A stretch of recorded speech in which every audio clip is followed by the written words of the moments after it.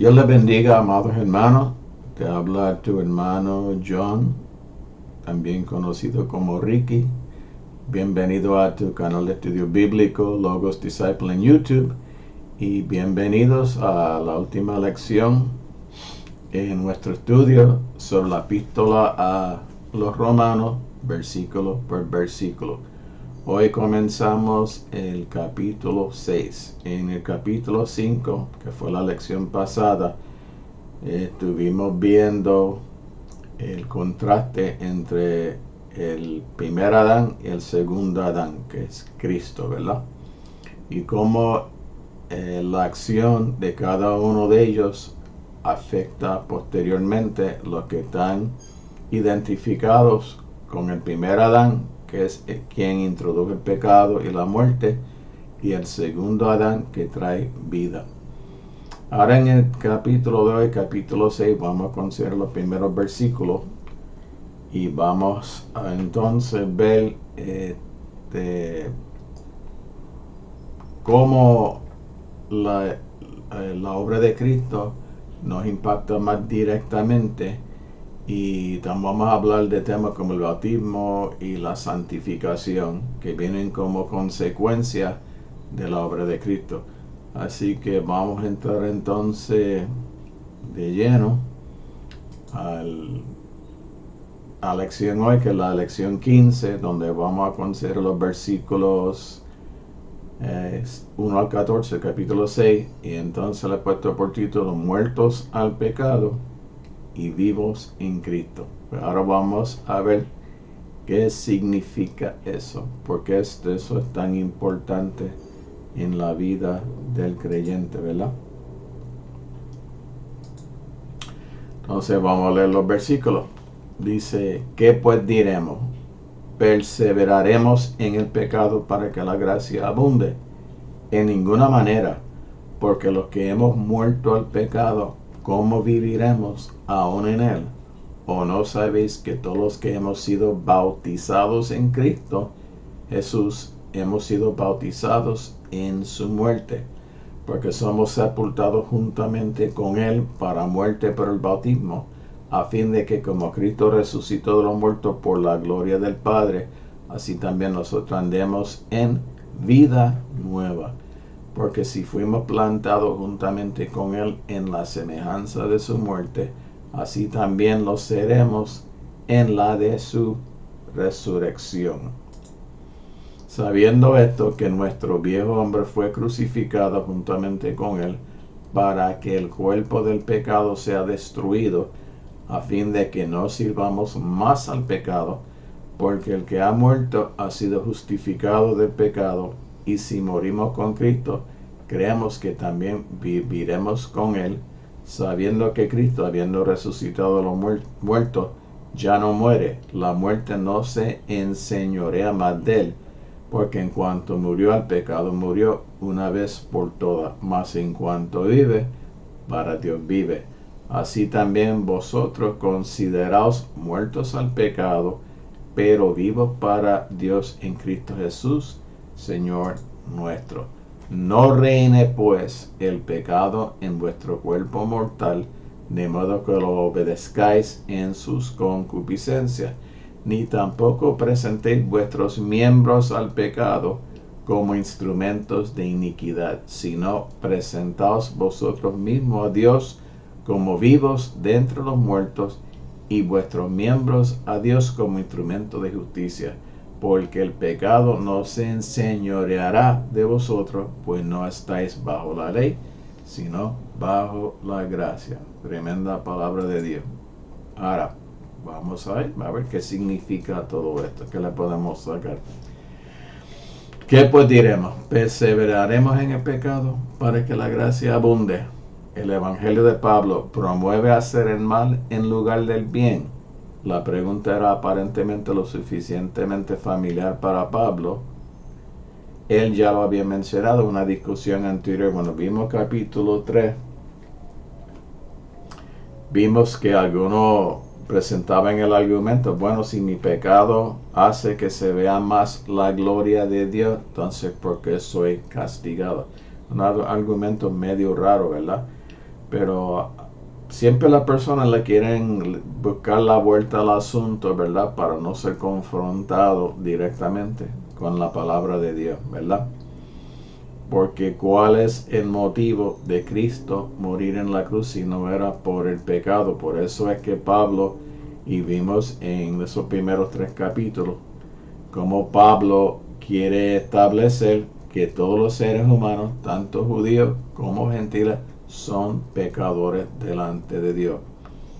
Aunque el judío pudo haber tenido alguna ventaja, la ventaja no le sirve de nada si no tiene fe y no obedece a Dios.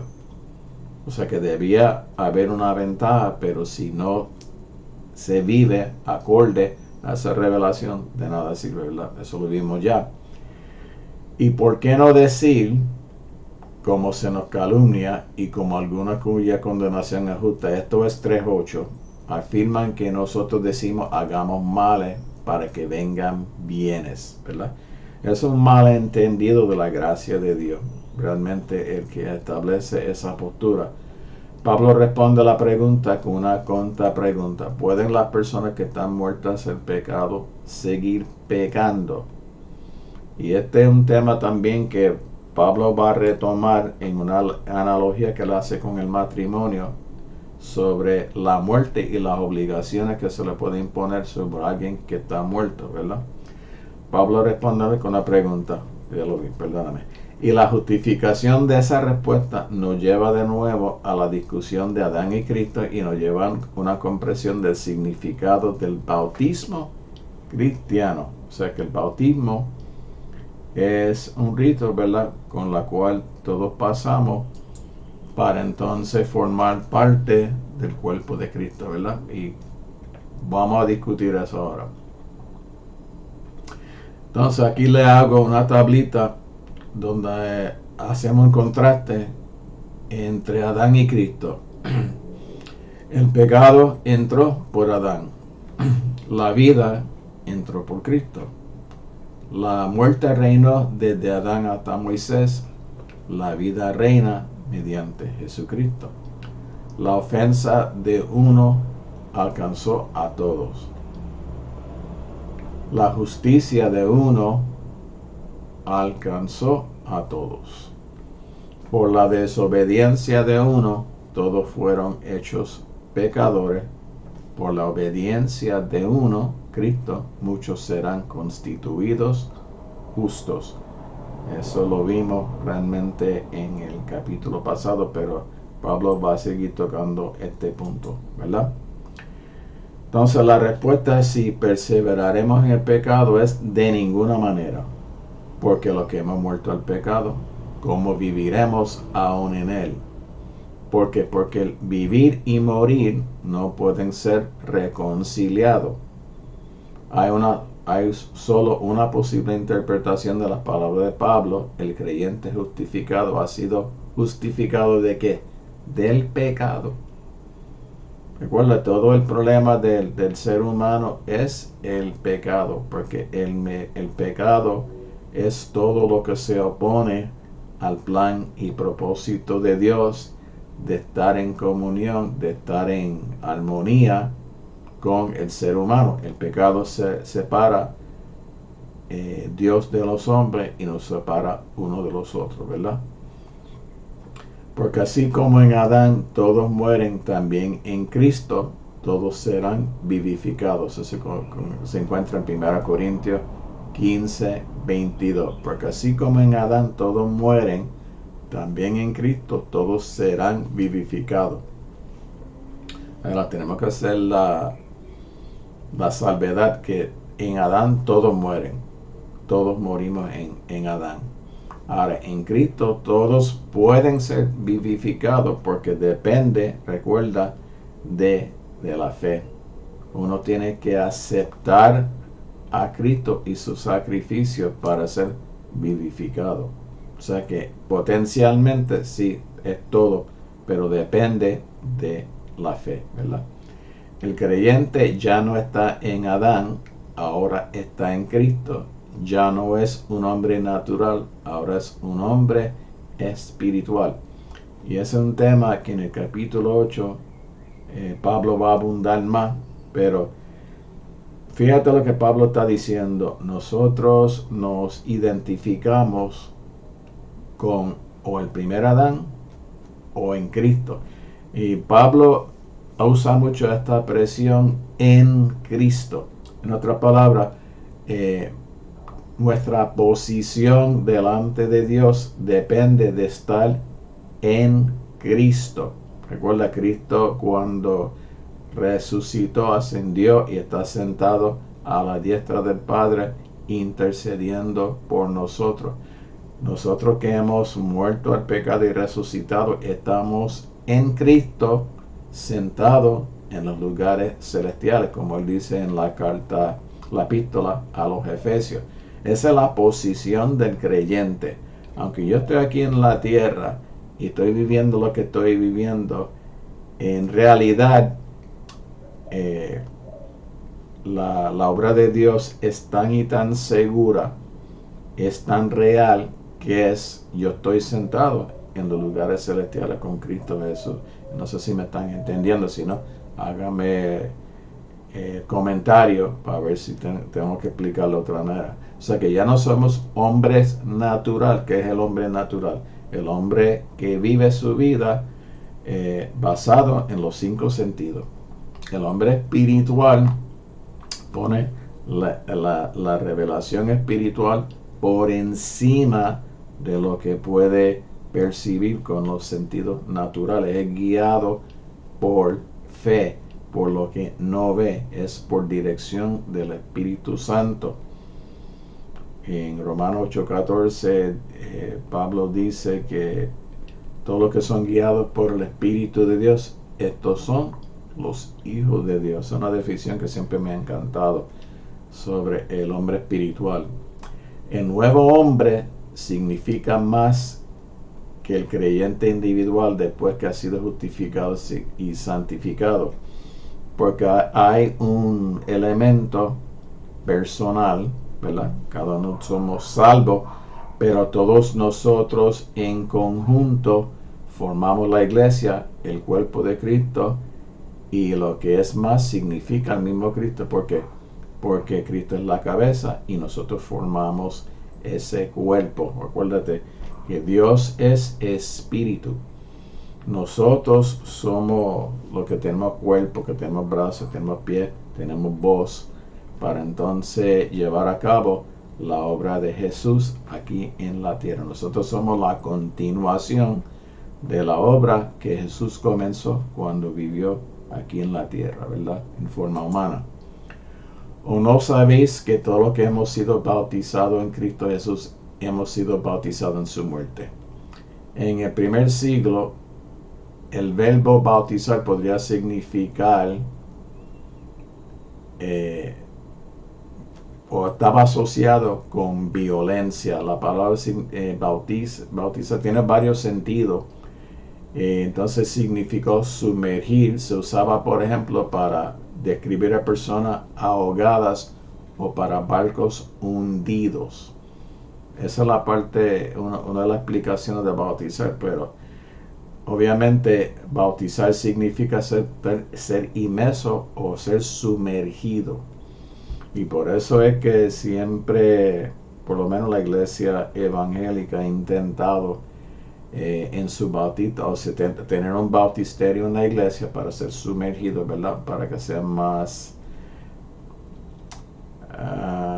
¿cómo diría yo? Más fiel al significado de la palabra. Y yo recuerdo cuando yo me convertí, nosotros nos bautizamos en la playa de madrugada, ¿verdad? Entonces, pues uno puede pensar, bueno, si significa sumergir, entonces, ¿por qué algunos hacen el bautismo simplemente mojando la frente en el agua? Pues la realidad es que hay lugares donde no hay agua cerca. Entonces, ¿qué uno va a hacer en ese momento, ¿verdad? Mientras haya agua disponible cerca, pues se recomienda el hacerlo, la sumersión, ¿verdad? Entonces, Jesús se refirió a su pasión y muerte como un bautismo. cuando los discípulos, en un momento de valentía, ¿verdad?, decían, estamos dispuestos a seguirte hasta la muerte. Entonces él decía, sí, ciertamente yo tengo un bautismo, pero ustedes no están listos para ese bautismo, pero posteriormente sí. Significa, pues tenían que estar inmersos en esa opresión, en esa, estoy tratando de pensar la palabra, mi mente está en blanco, la persecución, perdóname. O sea, que se estaba refiriendo al bautismo que ellos también sufrirían como seguidores de Jesús, la persecución, y que muchos de ellos darían su vida como mártires, y así fue, ¿verdad? Cuando se aplica el bautismo a la iniciación cristiana, significa muerte, muerte para toda una forma de vida. Este es el punto de Pablo aquí. Los cristianos son personas que han muerto y su bautismo enfatiza esa muerte. ¿Qué es lo que está muriendo? El yo que existió hasta el momento de conocer a Jesús, ese yo que se dejaba llevar por la concupiscencia, ¿verdad?, por el pecado, con el que no tiene ninguna noción de realmente de quién era Dios y qué Dios esperaba de uno, ¿verdad? Por eso Pablo dice, de modo que si alguno está en Cristo, nueva criatura es. He aquí, las cosas viejas pasaron, todas son hechas nuevas. ¿Por qué? Porque ya la persona que éramos antes se supone que muera. Y que cuando uno se levanta del agua bautismal, uno está resucitando a una vida nueva, ¿verdad? Nuestro bautismo es un signo, una señal y un sello de nuestra muerte al pecado, de nuestra separación del dominio del pecado. Y tenemos que hacer bien claro también, no es que uno no va a pecar, es que el pecado no va a ser el modus operandi o lo usual en nuestra vida. Debe ser la excepción y no la norma. No estamos aquí hablando de un perfeccionismo, ¿verdad? Porque somos sepultados juntamente con Él para muerte por el bautismo, a fin de que como Cristo resucitó de los muertos por la gloria del Padre, así también nosotros andemos en vida nueva. Y es un tema que Pablo habla mucho en sus cartas, ¿verdad? Novedad de vida, ¿verdad? Que ese cambio se tiene que reflejar en nuestra vida, en este mundo, ¿verdad? En nuestra familia, en nuestras comunidades, ¿verdad? En nuestro trabajo, en cualquier lugar que nos encontremos, ¿verdad? La sepultura implica o da por sentado que la muerte ya ha ocurrido. El bautismo dramatiza y hace objetiva a la muerte al pecado que ya ha ocurrido en la cruz. Okay. Es una demostración de esa realidad. Sepultados con Él, no con el propósito de permanecer en la tumba o de salir de ella para regresar a la vida pasada, sino para penetrar en una nueva vida.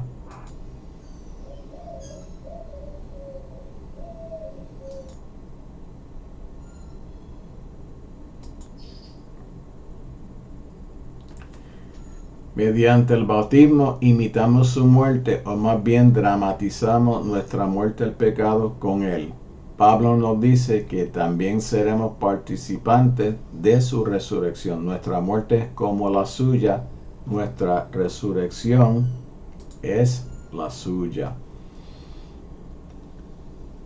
Nuestra palabra es lo que estaba diciendo. Nosotros nos identificamos con la vida de Jesús, ¿verdad?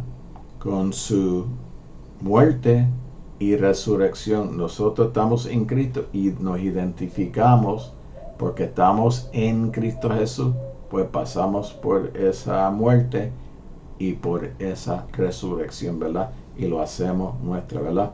Pablo está hablando en esta frase de la participación presente de creyente en la vida del Señor resucitado, como él dice en Gálatas, ya no vivo yo, mas vive Cristo en mí. ¿Por qué? Porque ese Pablo que se confrontó con el Cristo resucitado murió en ese encuentro y ahora es otra persona, ¿verdad?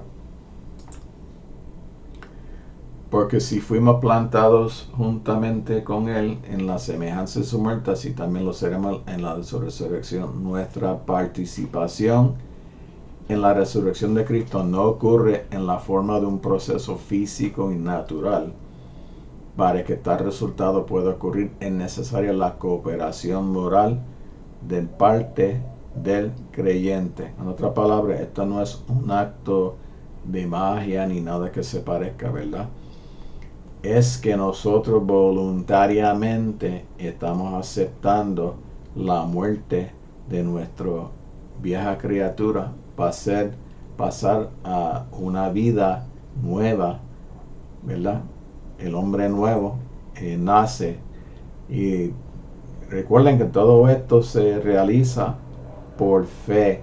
Nosotros estamos creyendo que cuando Dios nos declara nueva criatura, pues nosotros nos apropiamos de esa realidad y comenzamos a caminar y vivir en novedad de esa vida, ¿verdad? Haciéndolo realidad.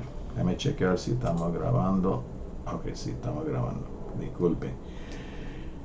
La semejanza. Perdóname, está en la punto que no. Estoy en vivo, ¿verdad?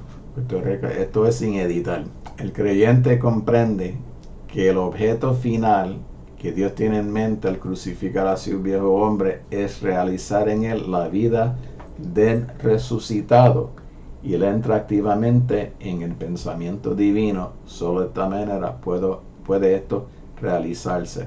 O sea que a nosotros crucificar al viejo hombre, y quiero también enfatizar que cuando crucificamos al viejo hombre, la crucificación no es una muerte instantánea, es un proceso de muerte. Y cuando la persona estaba crucificada podían durar hasta 36 horas en esa agonía, ¿verdad? Y si lo mira de esa manera, pues entonces uno no se pone tanta expectativa encima de uno, y uno entiende que, bueno, sí, uno acaba de entrar en un proceso de vida nueva. Y como es una vida nueva, ¿cuál es la primera etapa? De bebé. ¿Qué pasa con los bebés? Los bebés no pueden hacer nada por sí mismos, tienen que ser cuidados en todo momento, tienen que ser alimentados, etcétera, tienen que ser cuidados 24/7 porque ellos no pueden hacer. Pero llega un momento cuando ya ese bebé, ¿verdad?, empieza poco a poco fortalecerse, entonces puede erguir la cabeza y después puede gatear, después puede caminar, etcétera. Pues uno tiene que mirar también ese proceso de nueva vida de esa misma manera y entender que es un proceso y hay etapas, ¿verdad? Pero la idea es eso mismo. Esto tiene que ser algo intencional, no va a ser algo automático. Por eso es que dice en este punto, es necesaria la cooperación moral de parte del creyente. Uno tiene que establecerse, fijarse esa mente, y uno tiene que entender también en el momento que uno decide activamente perseguir la nueva vida, va a encontrar oposición de todos lados, porque Satanás no se va a quedar de brazos cruzados, porque él sabe que lo peor, lo más que puede afectar sus planes es una persona que está completamente entregado a Jesús, uno que ha muerto al yo y está vivo a Jesús, ¿verdad? Semejante de su muerte transmite la idea de que el hombre viejo fue completamente destruido. El hombre viejo ya no es supremo. O sea, tenemos que tener cuidado, y como dice completamente destruido, pues lo que está destruido es su poder, su dominio sobre nosotros. No es que deja de existir. El viejo hombre ya no es supremo. ¿Qué es lo que pasaba antes de venir a Cristo? nosotros automáticamente nos inclinábamos al mal. Era como algo natural que corría en nosotros, ¿verdad? Nosotros nos inclinábamos hacia el pecado. Y según algunos teólogos, pues mira, eso es algo que estaba ahí y que no se puede vencer de ninguna manera. No es hasta que uno nace de nuevo que uno está en un punto donde realmente puede decidir para el bien. Pero es algo que sale de la voluntad del ser humano. Antes yo no podía decidir, yo pecaba, punto. Ahora sí yo puedo decir, esto está bien, esto está mal, esto agrada a Dios, esto no agrada a Dios, ¿verdad? O sea que ya ese hombre viejo no tiene dominio, está ahí presente, depende de mí si él cobra vida nuevamente o no. Esto no significa que el creyente viva sin problema y sin posibilidad de pecar, negativo, porque si no, no habría tanta advertencia de verdad. Sabiendo esto, que nuestro viejo hombre fue crucificado juntamente con él para que el cuerpo del pecado sea destruido a fin de que no sirvamos más al pecado. O sea que el punto es de que no sirvamos más al pecado. Nuestro viejo hombre denota la naturaleza humana tal como ha sido hecha por el pecado de aquel en quien originalmente estaba completamente concentrada, en Adán. Ahí volvemos otra vez a los contrastes. Cuando estábamos en Adán, nosotros estábamos en el pecado. El pecado era nuestra forma de vivir, ¿verdad? El viejo hombre es Adán, o mejor dicho, nosotros mismos en unión con Adán, y que el nuevo hombre es Cristo, o mejor dicho, nosotros en unión con Cristo. ¿Dónde está tu vida ubicada? ¿Está ubicada en lo natural o lo espiritual? ¿Está en Adán o está en Cristo? No es el cuerpo el que debe ser destruido, sino el cuerpo como una herramienta para el pecado, porque el cuerpo de por sí no es malo ni es bueno. O sea, el cuerpo, es el instrumento que nos lleva a través de la vida, pero es parte de quien soy, y no como decían los filósofos griegos, que el cuerpo era malo y que el alma estaba atrapada en este cuerpo y la idea es la liberación. No. El pecado viene, ¿verdad? Simplemente por estar viviendo en lo natural, por estar identificado en Adán. Pero eso se puede superar, ¿verdad? Pero es el instrumento que usamos para bien o usamos para mal. ¿Ok? No es el cuerpo que debe ser destruido, sino el cuerpo como una herramienta del pecado. O sea, que si prestamos esto para hacer el mal, pues haremos el mal. Pero también esto se puede prestar para hacer el bien. Liberados del pecado, estamos entonces libres para presentar nuestro cuerpo como sacrificio a Dios. Léense 12:1, ¿verdad?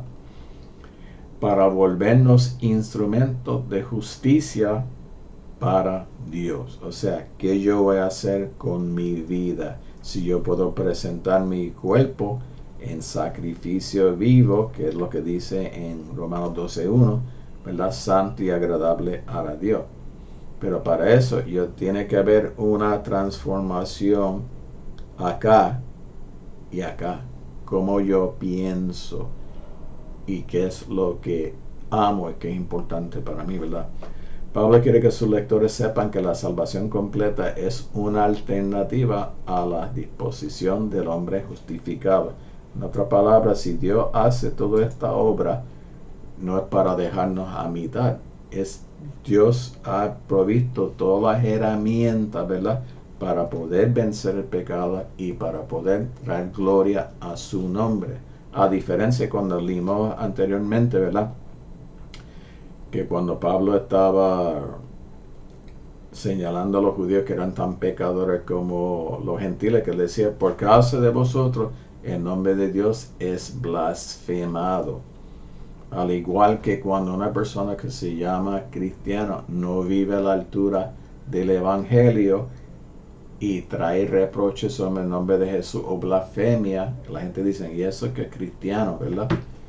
El pecado ahora ha perdido todos sus derechos que tenía sobre el hombre que ha muerto en Cristo. Eso lo vamos a ver en capítulo 7.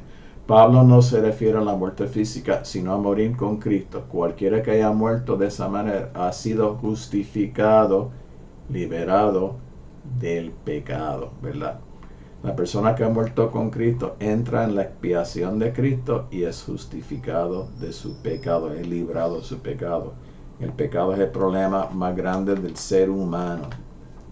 Es el problema del ser humano.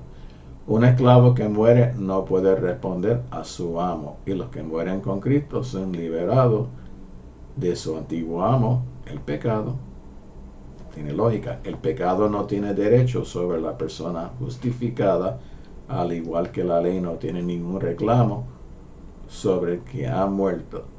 Una vez yo muera, por más deudas y obligaciones que yo haya tenido hasta ese momento, nadie puede venir a cobrarle a un muerto, nadie puede exigirle nada a ningún muerto, ¿verdad?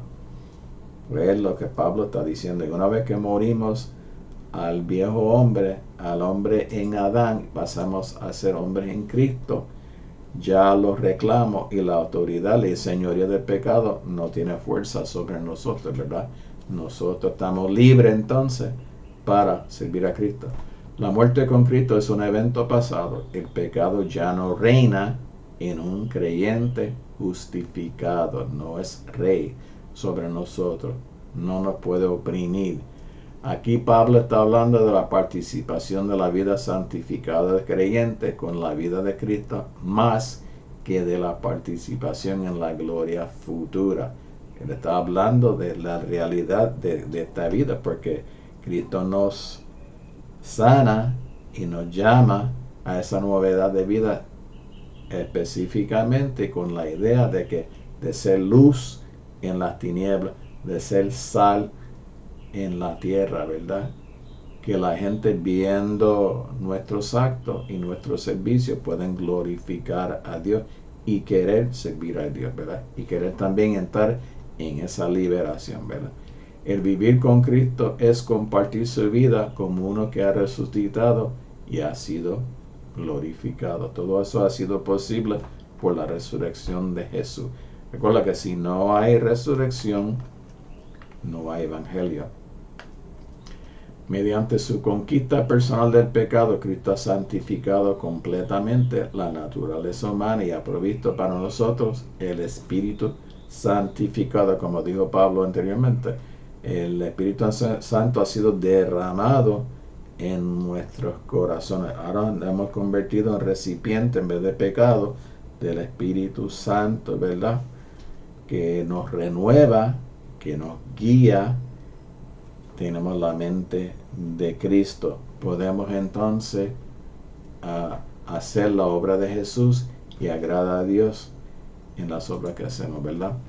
Sabiendo que Cristo, habiendo resucitado a los muertos, ya no muere, la muerte no se enseñorea más de él. Nuestra creencia de que viviremos con Cristo no es infundada, o sea, tiene fundamento. Se basa en nuestro conocimiento de su vida de resurrección, que Pablo considera irreversible, nunca se puede deshacer. Cristo venció la muerte. Léanse 1 Corintios capítulo 15 para que vea lo lindo que de esa experiencia, ¿verdad? La muerte una vez tuvo dominio sobre Cristo cuando recorrió el camino humilde del sufrimiento en nombre de los pecadores condenados. Se sometió a la muerte, pero eso es todo pasado. No hay más muerte para él. Cristo es la resurrección y la vida. Aunque estemos muertos, seremos vivos en él, ¿verdad? Y estando en la condición de hombre, se humilló a sí mismo, haciéndose obediente hasta la muerte y la muerte de cruz. Está en Filipenses 2:8. Léanse ese capítulo, bien bonito, ¿verdad? Al final de los tiempos, la muerte será destruida. 1 Corintios 15:26, donde dice: y el postrer enemigo que será destruido es la muerte. En el Apocalipsis, la muerte es echado en el lago que arde con azufre y fuego, ¿verdad? Porque en cuanto murió el pecado, murió una vez por todas, mas en cuanto vive para Dios vive. Él y solo Él ha principiado la vida resurrección de la edad por venir. En otras palabras, Él es el primogénito entre los muertos, el primero que resucita, ¿verdad? Así es porque su muerte fue morir al pecado de una vez para siempre. Venció al pecado en su muerte. Él tomó sobre sí, se hizo maldición en la cruz para llevar todos nuestros pecados. Cristo murió al pecado porque murió sin pecado, porque prefirió morir que pecar al desobedecer al Padre y porque murió en un contexto de pecado. Todo el pecado de la humanidad, pasado, presente en ese momento y futuro, estaba sobre él. Eso fue la agonía de la cruz. En adición a la agonía física, el santo tener que para cargar con todo ese pecado, ¿verdad? Por lo tanto, su muerte, en vez de ser una señal de la victoria del pecado sobre la verdadera naturaleza del hombre, fue una señal de la completa desbandada del pecado en un encuentro decisivo. O sea, la victoria sobre el pecado, un encuentro decisivo. O sea, para el enemigo de las almas, él pensó que eso era que estaba venciendo a Jesús al hacer que lo crucificaran, pero a todo lo contrario, ¿verdad? Cristo condenó al pecado en la carne, hizo huir al enemigo en cada campo de batalla donde se había atrincherado, destruyó por completo al enemigo. Así también vosotros consideraos muertos al pecado, pero vivos para Dios en Cristo Jesús, Señor nuestro. Si en realidad los creyentes son partícipes de la muerte y de la vida de Cristo, si mueren con Él y viven con Él, entonces así se deberían considerar lo que le dije al principio, lo que Dios proclama sobre uno tiene que apropiarse de eso en fe y hacerlo realidad.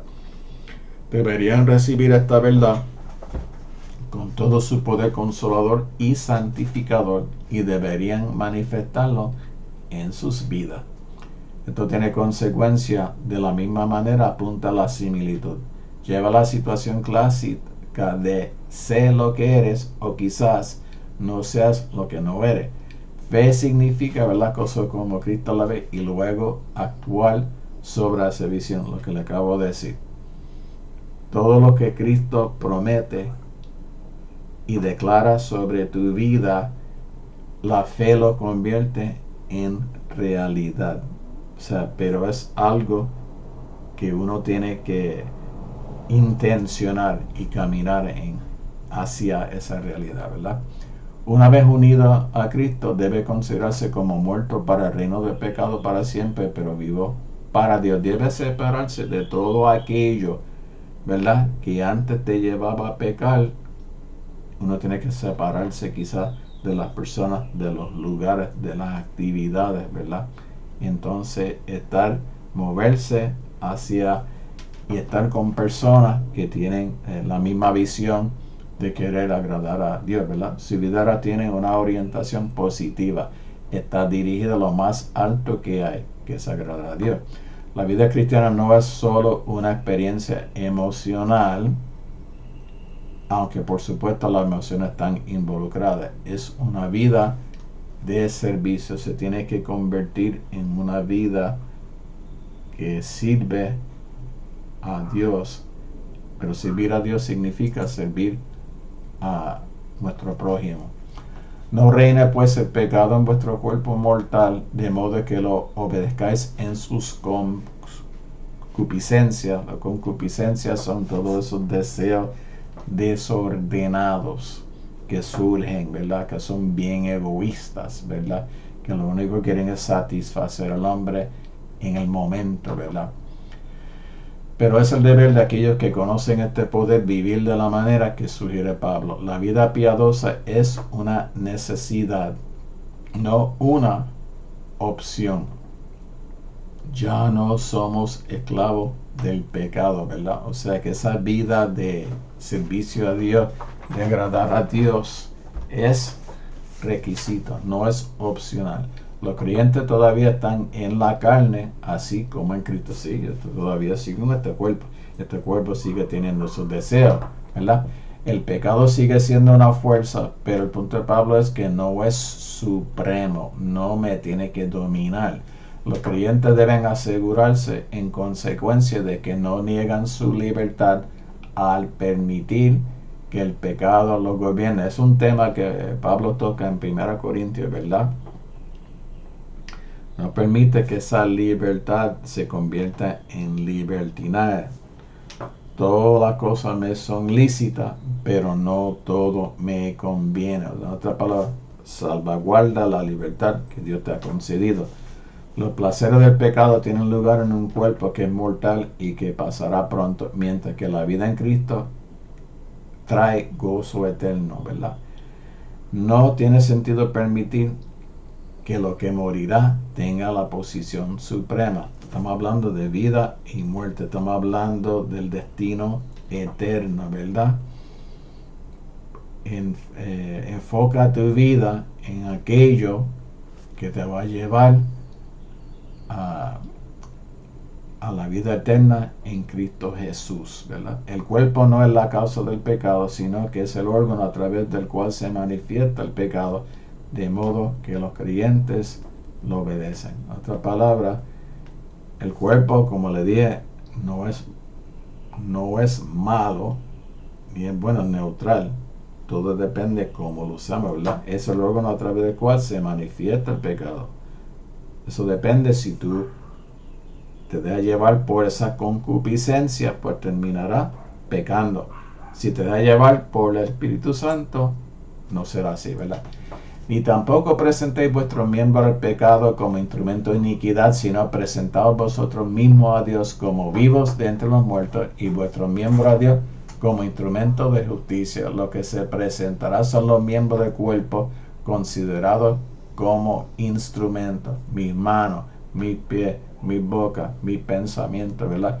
El pecado es el receptor potencial de los miembros de los cuerpos de los lectores de Pablo. Si se usan de esta manera, estos miembros promoverían la maldad, ¿verdad? Los pecados que se hacen con nuestro cuerpo, con nuestras manos, nuestros pensamientos, nuestra lengua, ¿verdad? Hay un cambio de tiempo y un cambio de los miembros a la persona en su totalidad, porque el cambio que Cristo hace es total, ¿verdad? De adentro y afuera, ¿verdad? De pensamiento, de corazón. Preséntense a Dios como personas vivas de entre los muertos. Los cristianos han muerto al pecado con Cristo, pero no están muertos, están vivos y separados de los muertos. Ya que el creyente pertenece a Dios, su cuerpo debe ser usado para los propósitos justos de Dios. Porque el pecado no se enseñoreará de vosotros, pues no estáis bajo la ley, sino bajo la gracia, ¿verdad? Los creyentes no son esclavos del pecado. En el verso 9 Pablo ha dicho que la muerte ya no se enseñorea sobre Cristo. Ahora él agrega que el pecado no tiene señorío sobre aquellos que son de Cristo. Si estamos en Cristo, ya estamos bajo el dominio, el señorío del Señor. Los creyentes pueden presentar sus miembros a Dios para justicia, precisamente porque el pecado no tiene señorío sobre ellos. Son libres. La libertad, vuelvo y le digo, te da la opción de elegir entre el bien y el mal. Antes tú no tenías elección hacia el mal. Pablo vio claramente que la ley y la gracia no van juntos. Si uno está bajo el uno, la ley no está bajo el otro. O sea, son mutuamente exclusivos. ¿Por qué? Porque la ley lo único que te señalaba y te condenaba del pecado. La gracia te libra de la ley y de ese pecado. Pablo sostuvo que la ley fue dada no como el camino de la liberación, sino para que toda boca sea detenida y todas las personas tengan que rendir cuentas ante Dios. O sea, vuelvo a decir, la única intención de la ley era señalar el pecado y hacer ver a las personas que necesitaban un Salvador. Nuestra salvación es el don gratuito de Dios. No dependemos de nuestra propia capacidad para guardar la ley, porque, por le digo, Cristo nos ha dado todo lo que necesitamos, todas las herramientas que necesitamos para entonces nosotros vivir vidas en victoria. Jesús lo ha dado, nos ha dado todas las herramientas, ¿verdad? Nos ha dado su palabra inspirada, nos ha dado el Espíritu Santo, nos ha dado la oración, nos ha dado la iglesia, nos ha dado los hermanos. O sea que todo lo que necesitamos para ser victoriosos, Cristo nos lo ha dado.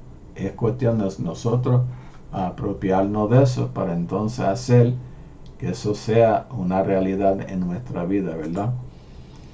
Entonces pues les voy a pedir a ustedes que si han llegado hasta aquí, yo sé que son pocas personas que llegan hasta el final de los videos, ¿verdad?